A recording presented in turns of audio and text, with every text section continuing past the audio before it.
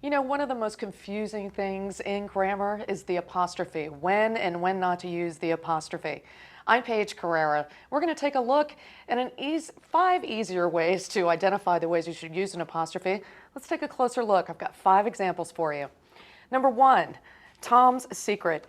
Basically, it's pretty easy when you're trying to show ownership, which is the first example when you should use an apostrophe, because you're basically saying, whose secret is it? It's Tom's. It's showing that Tom owns this secret, and that's showing ownership.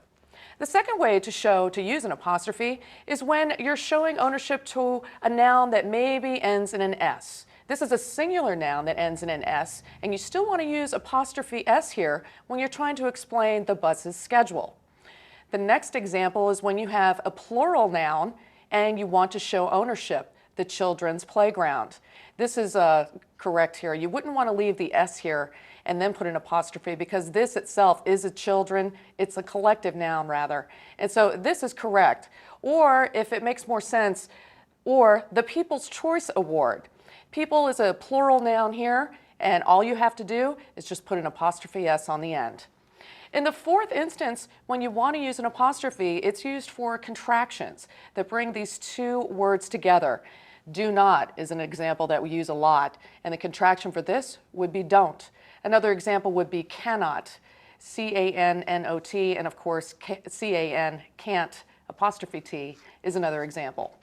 Don't run across the street. Again, don't is your contraction here, and you want to use it to shorten the words do not, because you're talking about not running across the street, and this is where you use your apostrophe.